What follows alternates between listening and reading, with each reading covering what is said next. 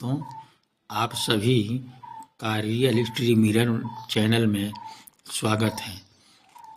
और अब मैं आप लोग को नागवंशी भाग 3 वीडियो बनाने जा रहा हूं, यानी दिखाने जा रहा हूं।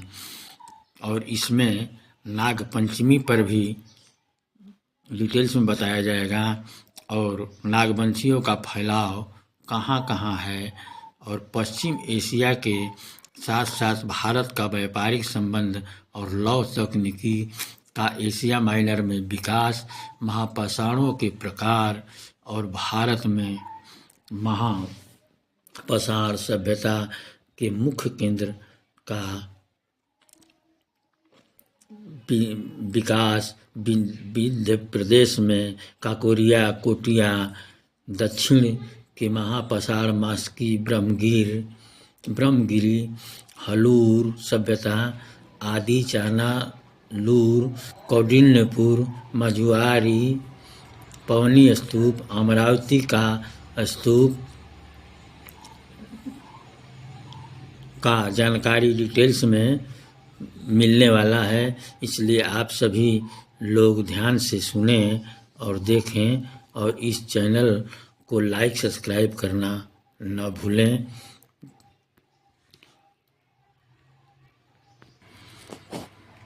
तो अब दक्षिण भारत में चलते हैं। नाग पूजा का सारे दक्षिणी भारत में प्रचलन है। यहाँ मुख्यतः कोबरा को पवित्र माना जाता है। उच्च जातियों के लोग इसे मारना पाप समझते हैं और इनका विश्वास है कि अगर कोई ऐसा करेगा तो उस पर दुर्भाग्य टूट पड़ेगा।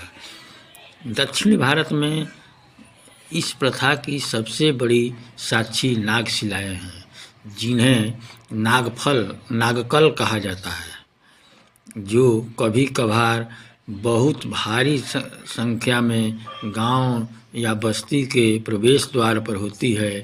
साधारणतः नागकल शिलाओं पर कोबरा पूंछ के सहारे खड़ी हुई स्थिति में होता है, जो खुले हुए फन से और फलों में नाग के ऊपर को मानवीय तथा नीचे के भाग नाग का होता है। यह दोगला नाग वास्तव में नागिन होती है, जो एक नाग देवी है, जो दक्षिण में मुदमा के नाम से जानी जाती है। दक्षिण के कन्नड़ जिले में मास्की में कम से कम सभ्यता के 3 स्तर प्राप्त हुए, जैसा कि वहाँ के प्राप्त मृत भांडों या उनके साथ रखी हुई अन्य प्रमाणित वस्तुओं से प्रमाणित होता है कि राजधानी ने शवों के साथ प्राप्त हुए बर्तन, पत्थर, पालिश किए हुए हथियार तथा चकमक पत्थर के फलक से उक्त सभ्यता के स्तर का काल 1000 ईसा पूर्व अथवा उसके कुछ पूर्व निश्चित किया है। मन के चाक की वस्तुओं, कुछ टेराकोटा, पक्की मिट्टी की मूर्तियां की तिथि उनके विचार में 500 से 300 ईसा पूर्व है, जबकि मुद्रा, छापे तथा सजावट के बर्तन तथा टेराकोटा की कुछ मूर्तियों की तिथि 700 ईसा पूर्व से 500 ईसा पूर्व के मध्य की है। मास्की प्रागैतिहासिक तथा ऐतिहासिक काल की सभ्यता का मुख्य केंद्र रहा होगा। यह कम से कम मनके तथा चाक का सामान बनाने का बहुत बड़ा केंद्र बना रहा होगा।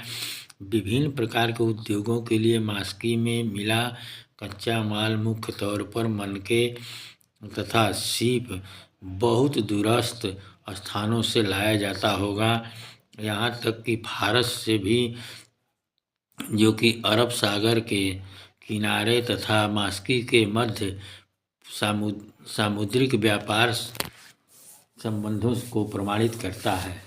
यहाँ तक कि यह संबंध भूमध्य सागरीय क्षेत्र के साथ भी थे, जो कार्थेजियन, रोमन तथा अरबों के अधिकार में थे। मिस्र का प्रभाव व संबंध भी व्यापार के द्वारा भारत में दिखाई देता है। यहाँ तक कि एशिया के सुदूर पूर्व के देशों तक यह प्रभाव था, जबकि पीतल खाद्यान्न, पालतू जानवर तथा यूरोप की सभ्यता के बहुत से तत्व, जिसमें धार्मिक रीति रिवाज भी शामिल है, सुदूर पूर्व के में तलाश किए गए मास्की में सोने के काम में प्रमाण तलाश किए गए हैं। मास्की नदी के रेतीले किनारे से स्वर्ण धूलि प्राप्त की जाती होगी, जिसके कारण दूर या पास के लोग मास्की की ओर आकर्षित हुए होंगे, जिन्होंने शहरी सभ्यता का यहाँ सृजन किया, जिसका प्रभाव पूर्व निवासियों पर भी पड़ा होगा। मास्की में महापाषाण नहीं मिले। ब्रह्मगिरी। दक्षिण भारत के ब्रह्मगिरी स्थान की सन 1947 में हुई खुदाई में महापाषाण महाश्म सभ्यता से भी प्राचीन नव पत्थर और ताम्र युग के अवशेष खोज निकाले हैं। ब्रह्मगिरी मैसूर राज्य में दुर्ग जिले के मुलाकात मरु क्षेत्र में है। देखें चित्र 6। इसी क्षेत्र के सिद्धपुर गांव में अशोक का लघु शिलालेख संख्या 1 प्राप्त हुआ। ब्रह्मगिरी के उत्खनन में वहाँ विकसित हुई 3 संस्कृतियाँ का पता चला है। ये 3 संस्कृतियाँ नव पत्थर युग की सभ्यता, महापाषाण सभ्यता और आंध्र सातवाहन। इन तीनों सभ्यताओं के मध्य कोई खाली स्थान नहीं मिला, अतः हम कह सकते हैं कि ये तीनों सभ्यताएं एक के बाद एक लगातार विकसित हुई। नव पत्थर युग सभ्यता के बाद जब महापाषाण सभ्यता प्रारंभ हुई, तब उसके परिणाम स्वरूप पूर्व सभ्यता तत्काल समाप्त नहीं हुई, बल्कि दोनों ही कुछ समय तक साथ साथ जीवित रही। अंततः महापाषाण सभ्यता पहली पर अधिक प्रभावी रही। उसी प्रकार जब आंध्र सभ्यता आई, तब भी महापाषाण सभ्यता आंध्र सभ्यता के साथ साथ कुछ काल तक जीवित रही।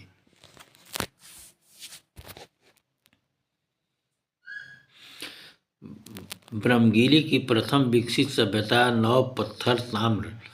इसी सभ्यता को व्हीलर ने पत्थर की कुल्हाड़ी पाषाण परशु की सभ्यता कहा है। इस सभ्यता से मिलते जुलते अवशेष पिकली हल, उटनूर, टेक्कलकोटा आदि स्थानों पर प्राप्त हुए। उनकी कार्बन 14 तिथि ईसा पूर्व 2300 से 1000 ईस्वी निश्चित की गई है। इसी में ब्रह्मगिरी की प्रथम संस्कृति की तिथि की भी निश्चित होती है। इसके बाद की सभ्यता महापाषाण सभ्यता है। यह सभ्यता पूर्ण रूप से लौहयुगीन सभ्यता है। यह सभ्यता विंध्य के दक्षिण प्रदेश में साधारणतः विदर्भ के नागपुर क्षेत्र से लेकर सारे भारत में मिलती है। इन सभी स्थानों की महापाषाण सभ्यताओं में एक रूपता दिखाई देती है। इस एक रूपता के प्रमाण हैं कि इन सभी स्थानों पर काले और लाल मृदभांडों तथा उनके साथ साथ लौह सभ्यता के अवशेषों का उपलब्ध होना, यानी लौह धातु के विशेष विभिन्न उपकरण तथा अस्त्र शस्त्रों का उपलब्ध होना जो इस सभ्यता की विशेषता है। एसपी गुप्ता के अनुसार ब्रह्मगिरी में 300 महापाषाण समाधियों का कब्रिस्तान था। वे समाधियां दो प्रकार की है, पत्थर की पेटी वाली और गोलाकार तथा गड्ढे की गोलाकार। प्रसिद्ध विद्वान एसपी गुप्ता ब्रह्मगिरी की गोलाकार पत्थर पेटियों की सभ्यता पर प्रकाश डालते हुए लिखते हैं कि ये पत्थर की गोलाकार समाधियां हैं, जिनमें से प्रत्येक में भूमि में पूरी तरह नीचे पत्थर की पेटियां मिली हैं। ये पत्थर की पेटियां ग्रेनाइट पत्थर की शिलाओं से बनी है, जिनकी 1.60 से 2.20 मीटर तक ऊंचाई, लंबाई तथा 2 मीटर चौड़ाई और 5 से 10 सेंटीमीटर मोटाई में वे स्वास्तिक की शक्ल में रखे हुए हैं। स्वास्तिक की शक्ल में घड़ी की चाल की दिशा में तथा उससे उलट ढंग से रखे होने के कारण वे स्वयं ही टिके हुए हैं। फर्श 1 या 2 शिलाओं का बना था तथा ऊपर का भाग एक शिला से बंद था, जिसे बुर्ज कहते हैं, जो कभी कभार 30 सेंटीमीटर मोटा तथा 5 मीटर लंबा था। पूर्व दिशा की ऊंचाई में एक सुराख प्राप्त हुआ है। इन बड़ी पेटियों के अतिरिक्त कब्र में छोटी छोटी बहुत सी पेटियां हैं, जो अधिकतर ऊपरी भाग में लगी है। इससे स्पष्ट है कि बड़ी पेटियों का संबंध गांव के प्रमुख परिवारों से है, जबकि छोटी जन साधारण की है। अगर यह सत्य है तो यह जनसंख्या में सर्वाधिक सामाजिक अंतर को प्रकट करता है। इस सामाजिक स्तर का अर्थ सामाजिक विलक्षणता नहीं, क्योंकि छोटी तथा बड़ी पेटियां एक दूसरे के पास मिली है। छोटी पेटियों को खोदा नहीं गया था, कारण वे बहुत छेड़ी गई दिखाई पड़ती है। यह संभव है कि उनमें साधारणतः बच्चों को ही दफनाया गया हो। यद्यपि ऐसा किसी भी कब्र में नहीं देखा गया जिन्हें अब तक खोदा गया है। एक पेटी में श्रद्धांजलि के बर्तन हैं, कुछ में इनकी संख्या 6 से 62 तक है। लोहे की वस्तुएं, पत्थर के मोती और चिकनी मिट्टी के लट्टू आदि उनके साथ पाए गए हैं, जो अक्सर आधा दर्जन से कम न थे। हड्डियां 100 के जानवरों द्वारा खाए जाने के बाद रखी गई प्रतीत होती थी, क्योंकि ये महापाषाण सामूहिक दफन के थे। खोपड़ियाँ और लंबी हड्डियाँ 4 से 6 व्यक्तियों की थी। ब्रह्मगिरी की महापाषाण समाधियों का दोबारा प्रयोग नहीं किया गया था। चलिए अब चलते हैं संक्रामित मृदभाण, आंध्र सभ्यता। ब्रह्मगिरी का तृतीय काल आंध्र सातवाहन सभ्यता का काल है। इस काल की विशेषता इसके विकसित बर्तन हैं। बर्तनों में चक्रांकित मृदभाण है। ऐसे मृदभाण अरिका भेड़ू में भी मिले हैं। इससे मात्र ब्रह्मगिरी ही नहीं अपितु समस्त दक्षिण के इतिहास को तिथि निश्चित होती है। सामान्यतः इस प्रकार के बर्तन प्रथम शताब्दी में भूमध्य सागर के प्रदेशों में बनते थे। अतः आंध्र सभ्यता का काल ईसा की प्रथम शताब्दी से तृतीय शताब्दी तक माना गया है। हलूर सभ्यता। हलूर की खुदाई नागराजन राव ने की थी। दक्षिण भारत के पेयमपल्ली, टक्कलकोटा और हल्लूर के निवास स्थानों के उत्खनन में उपलब्ध पूर्व महापाषाण सभ्यता होने से उसे हल्लूर सभ्यता भी कहा गया है। ऐसा लगता है कि लौह सभ्यता के लोगों ने उससे पूर्व दक्षिण में अस्तित्व में आई नव पत्थर ताम्र सभ्यता को स्वीकार कर लिया था। हल्लूर सभ्यता का काल ईसा पूर्व 1000 है। दक्षिण भारत की महापाषाण सभ्यता की हल्लूर सभ्यता से स्पष्ट समानता दिखाई देती है। अतः कहा जा सकता है कि भारतीय महापाषाण अथवा लौह सभ्यताएं हल्लूर, कोयम्बटूर, नागपुर सम्मिलित सभ्यताएं हैं। इनमें मालवार तथा उत्तर अरकांट सभ्यता को भी शामिल करना होगा। इन सभी स्थानों के निम्न स्तर के काले और लाल मृद भांडों की प्राप्ति हुई।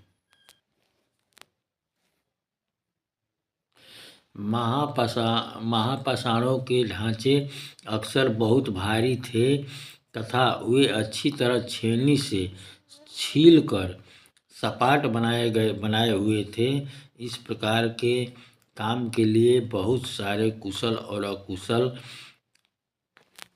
हाथों में की आवश्यकता रही होगी।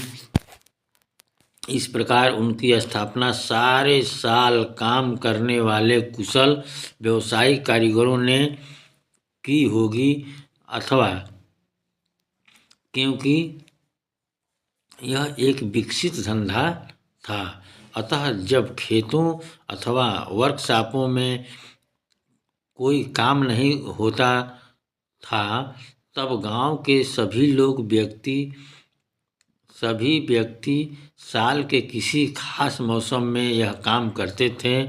मगर ढांचों की विशेषताएं बतलाती है कि जनसाधारण खास मौसम में यह काम करते थे। मगर ढांचों की विशेषताएं बतलाती है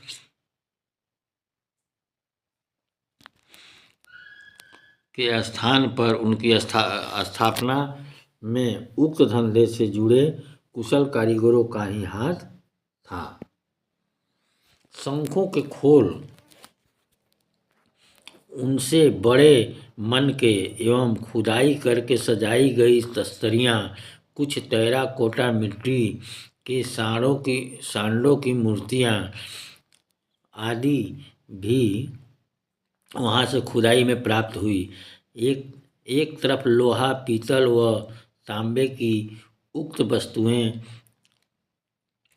धातु विज्ञान के विकास को प्रदर्शित करती है तथा दूसरी ओर लोगों के कृषक एवं घुमक्कड़ जीवन के ढंग को प्रदर्शित करती है।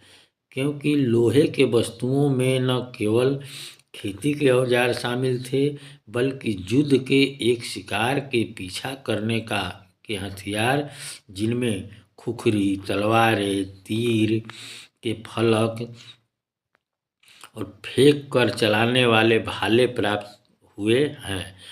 घोड़ों को हड्डियाँ, लोहे की रिकाव, घोड़े की लगाव के लोहे के दांते, लोहे व पीतल के चेहरे को ढकने व सजाए के कब्रों से मिले हैं, जो लोगों के घुमक्कड़ जीवन की साथी को दृढ़ता प्रदान करते हैं। हम इससे यह अनुमान लगा सकते हैं कि लोग युद्ध और पीछा करने के हथियारों के साथ घोड़े पर सवार होकर दूर दूर के स्थानों तक जाते थे। सभ्यता के ऐसे विशेष गुणों वाले लोगों का संबंध गण संघों की सभ्यता के लोगों से सटीक दिखाई पड़ता है, जो कुशल कारीगर भी थे तथा बहादुर सिपाही भी तथा यथा मालव, क्षुद्रक, वहिका, शाक्य, कोल, मौर्य, लिच्छवी आदि चानालूर। यह स्थान तमिलनाडु के तिरुनेवेली कस्बे से 20 किलोमीटर दक्षिण पूर्व में स्थित है। यह स्थान 114 एकड़ क्षेत्र में फैला है, जिसमें सैकड़ों की संख्या में 100 भाण समाधियां प्राप्त हुई है। काले और लाल मृद भाण मिले हैं। अन्य वस्तुओं में सोने के मनके, लोहे के हथियार मिले हैं, जिनमें त्रिशूल प्रमुख है। इसके अतिरिक्त सोने और पीतल की बहुत सी वस्तुएं मिली हैं। महाराष्ट्र, विदर्भ, दक्कन महाविद्यालय पूना, नागपुर विश्वविद्यालय नागपुर तथा भारतीय पुरातत्व सर्वेक्षण विभाग शाखा नागपुर द्वारा महाराष्ट्र के एक बहुत बड़े भाग विदर्भ में सन 1956 से उत्खनन कार्य आरंभ किया गया था। इनमें से निम्नलिखित महापाषाणिक समाधि स्थल तथा निवास स्थल महत्वपूर्ण है। कौंडिन्य, माहुर झरी, खापा, ताकल घाट, पवनार, जूनापानी, नैकुड़ आदि। कौंडिन्यपुर अमरावती जिले में बारघा नदी के पश्चिमी किनारे पर एक चांदूर तालुका में स्थित कौंडिन्यपुर प्राचीन शहरी निवास स्थान है। यहाँ के उत्खनन में 4 स्तर निश्चित किए गए हैं, जिसमें से निचला पहला स्तर महापाषाण सभ्यता से संबंधित है। इस स्तर में काले तथा लाल रंग के मृदभाण, इंद्रगोप मनके तथा लोहे के साथ साथ खुदाई में चित्रित बर्तन भी मिले हैं, जो महापाषाणिक समाधियों में अक्सर पाए जाते हैं। दूसरे स्तर का काल 800 ईसा पूर्व से 300 ईसा पूर्व तक निश्चित किया गया। उसमें सभी काले और लाल मृदभाण मिले, जबकि तीसरा स्तर मौर्य काल यानी 300 ईसा पूर्व से 100 ईसा पूर्व का है।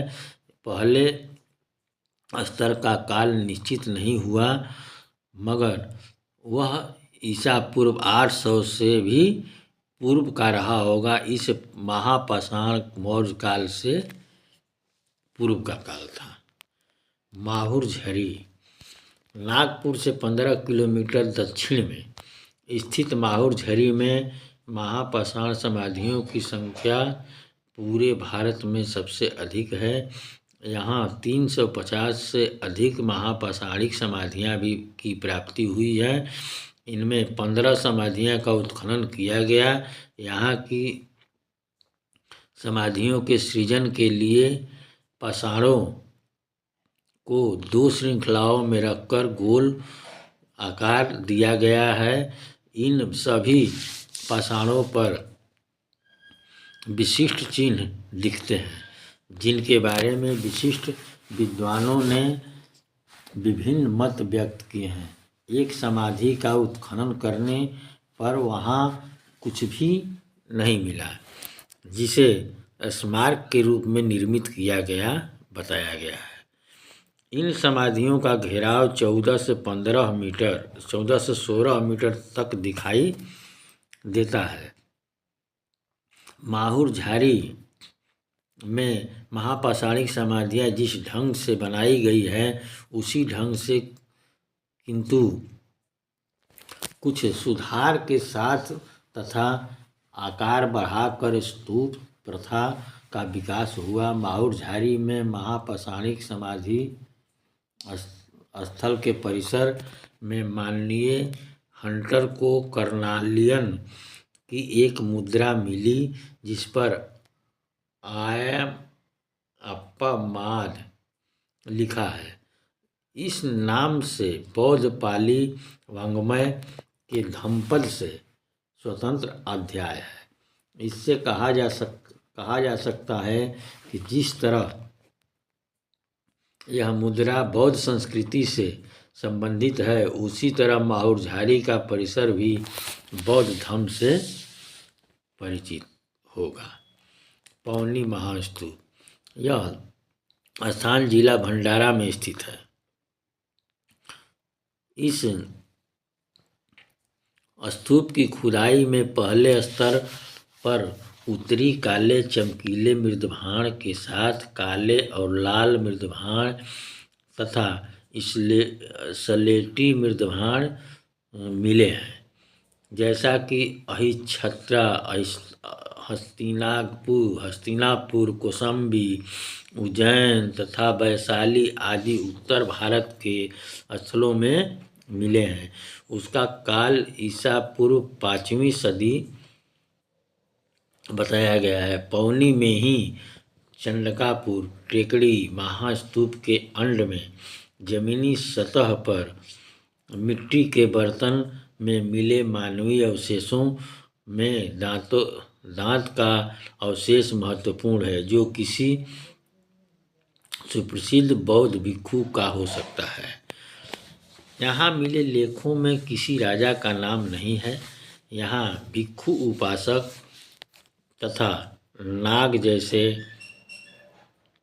साधारण लोगों के नाम मिले हैं, जिससे प्रमाणित होता है कि यहाँ राजतंत्रीय शासन न होकर गणतंत्र था, जो अनार्य शासन की एक खास विशेषता थी। उक्त स्थान के उत्खनन से विद्वान इस परिणाम पर पहुँचे हैं कि भारत भूमि पर लिखने वाली प्राचीन शहरी सभ्यता की नींव भगवान बुद्ध के काल में पड़ी। मौर्य युग में सम्राट चंद्रगुप्त ने नगर की चारदीवारी, किला तथा महल लकड़ी का बनवाया था। इस काल में मिलने वाला जीवन लकड़ी में के आवास गृहों का था, जो कि शिकारी सभ्यताओं से नगरी जीवन की तरफ विकसित हो रहा था। इस सभ्यता के लोगों को नाग बताया जाता है, जो भूमि के पूजक थे। जिस काल में महापाषाणिक समाधियों का विकास होता दिखाई पड़ता है, उसी काल में बौद्ध संस्कृति प्रारंभ होती दिखाई पड़ती है। पौनी के ईसा पूर्व 7वीं सदी के बौद्ध स्तूप से पता चलता है कि यहाँ बुद्ध काल में ही बौद्ध धर्म आरूढ़ हुआ। इतने बड़े स्तूप के निर्माता अवश्य ही भारी गिनती में रहे होंगे, जिसका प्रभाव राजसत्ता पर भी रहा होगा। इसी कारण सम्राट अशोक के धर्म महाभाग का शिलालेख पाया जाता है।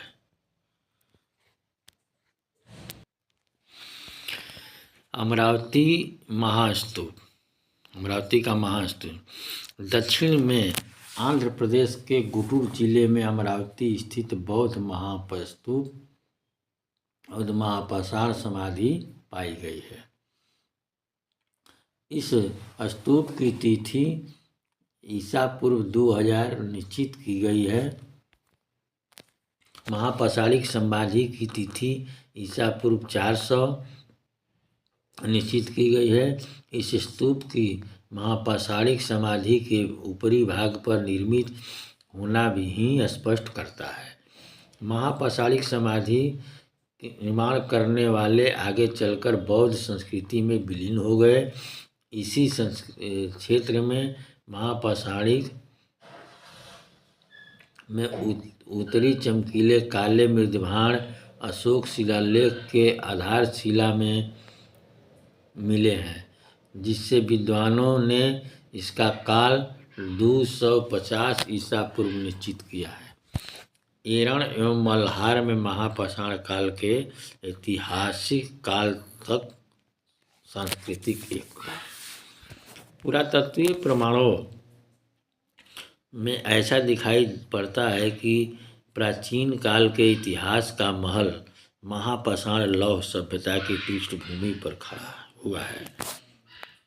इस कथन की सत्यता मध्य प्रदेश के बिलासपुर जिले के मल्हार स्थान की खुदाई से प्राप्त अवशेषों से प्रमाणित होती है।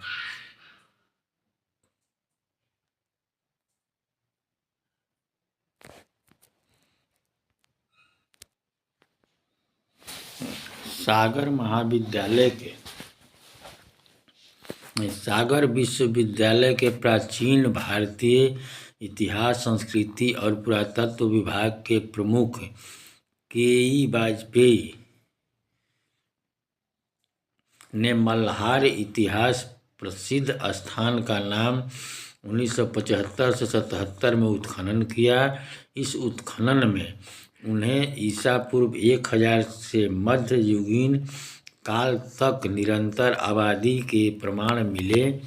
प्रथम स्तर यानी सबसे निम्न स्तर 1000 ईसा पूर्व से 350 ईसा पूर्व का है, जिसमें ताम्र और महापाषाण संस्कृति के अवशेष खुदाई में मिले हैं। दूसरे स्तर में मौर्य, शुंग व सातवाहन काल के अवशेष प्राप्त हुए हैं। इस कालखंड के काले, लाल तथा उत्तरी कृष्ण मार्जित मृदभाण उल्लेखनीय है। इसका दूसरा ठोस प्रमाण प्रस्तुत करने योग्य है। मध्य प्रदेश के सागर जिले में एरण स्थान की खुदाई सागर विश्वविद्यालय के पुरातत्व की ओर से प्रोफेसर के.डी. वाजपेयी ने 1960 से 65 के काल में की।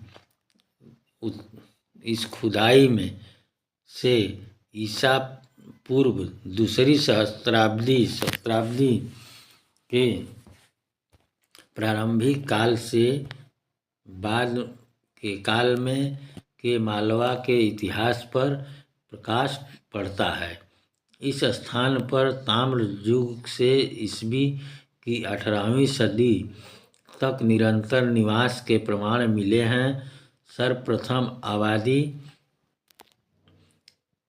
ताम्रयुगीन लोगों की थी, जिसकी कार्बन डेटिंग 14-2000 ईसा पूर्व निश्चित की गई। प्रथम स्तर का कालखंड 2000 ईसा पूर्व से 700 ईसा पूर्व।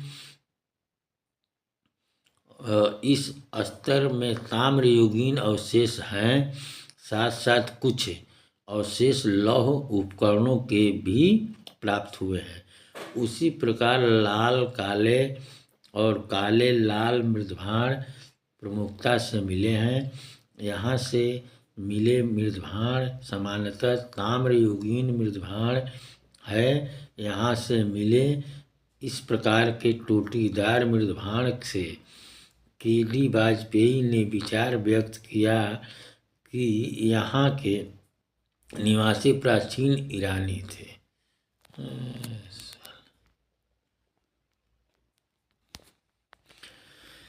अब यहाँ का आर्थिक जीवन, कृषि और उद्योग धंधे का विशाल जाल। हम अपने पूर्व अध्ययन में देख चुके हैं कि महापाषाण लोगों की गतिविधियाँ बहुत तेज थी। यह भी शीशे की तरह स्पष्ट है। वे बहादुर सैनिक थे तथा तेज घुड़सवार थे। यही मुख्य कारण था कि स्थानीय पूर्व आदिवासी उनकी बढ़त को रोक नहीं पाए, मगर उनकी उक्त तेज गतिविधियों वाली जिंदगी के अतिरिक्त, जिसके कारण वे स्थानीय पूर्व जनसंख्या से श्रेष्ठ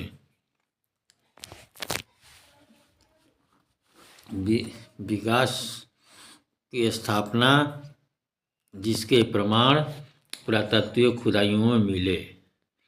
बी.डी. कृष्णास्वामी ने दक्षिण भारत में हरित क्रांति लाने के लिए महापाषाण सृजकों की खूब प्रशंसा की। उनके अनुसार इन लोगों ने बरसात का पानी एकत्रित होने वाले स्थानों में सैकड़ों की संख्या में तालाबों का निर्माण किया और चारों ओर ग्रामों की विशाल श्रृंखलाओं की स्थापना की। उन स्थानों का महापाषाण कब्रिस्तान की स्थापना से स्वतः प्रमाणित हो जाता है कि समाधियों की से प्राप्त सभी मिट्टी के बर्तनों से, चावल के छिलकों के चिन्हों से भी यह बात प्रमाणित हो जाती है कि इस संबंध में ब्रह्मगिरी के रोमन प्रकार का हल तथा नागपुर और हैदराबाद के स्थलों के हल के फलक, भाला तथा बहुत बड़ी संख्या में फावड़े जो कि आदि चाना, लूर, जूना पानी और दूसरे स्थलों से प्राप्त हुए। महत्वपूर्ण है कि यद्यपि खुदाई में प्राप्त प्रमाणों के अनुसार गांवों में मिट्टी की ईंटों तथा झोपड़ियों के घर पेदावनकुर जिला करीम नगर आंध्र प्रदेश में अब्दुल वहीद खान ने पकी हुई ईंटों के ढांचे के अवशेष, काले और मृदभांड लोहे के हाशिए, तीसरे के फलक और छुरे आदि प्राप्त किए। महापाषाण सभ्यता के सृजकों के जीवन का यह एक महत्वपूर्ण पहलू है कि वे अपने अच्छे अस्त्रों तथा तेज दौड़ाने वाले घोड़ों की सहायता से बहुत तेजी से दूर दूर तक फैले गए।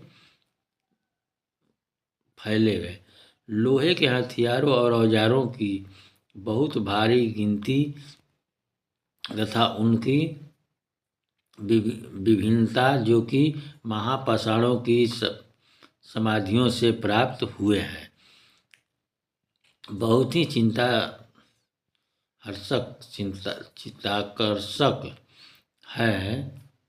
चिंताकर्षक है कि इसी प्रकार विभिन्न प्रकार के घोड़े की लगामों के लोहे के दांते तथा उनके चेहरे ढकने के आवरण जो कि घरेलू घोड़ों को समाधियों में अस्थि पंजरों के साथ प्राप्त हुए, बहुत ही महत्वपूर्ण वस्तुएं हैं।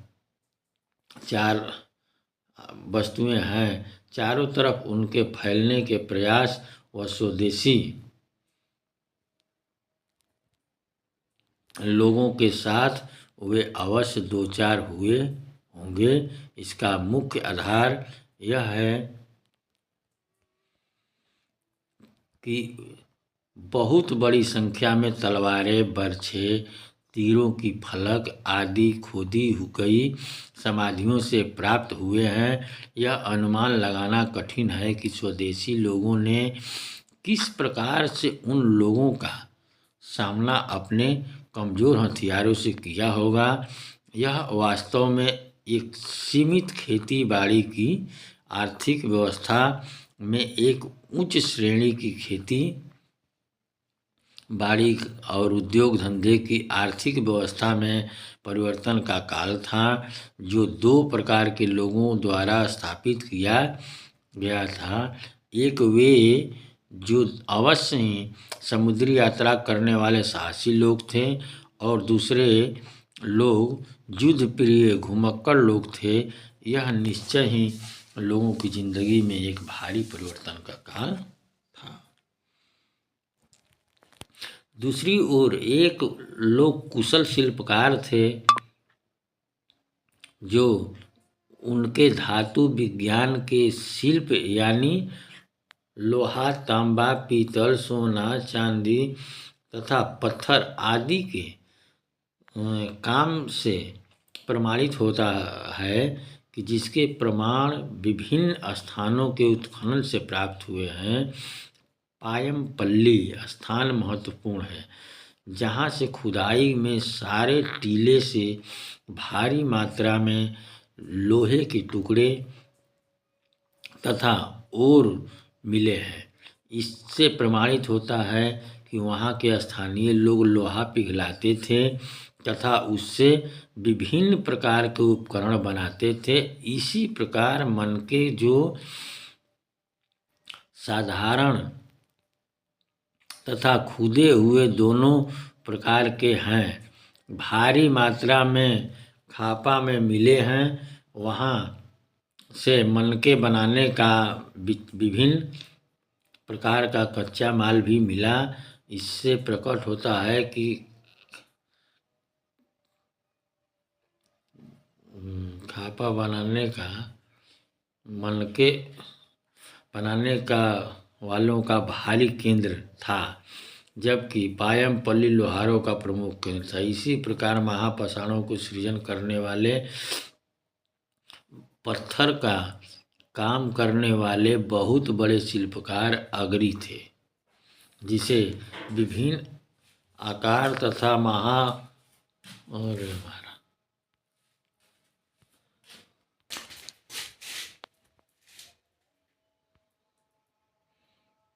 तो दोस्तों, अब मैं अगला वीडियो लेकर आऊँगा। इसके लिए धन्यवाद। जय भीम।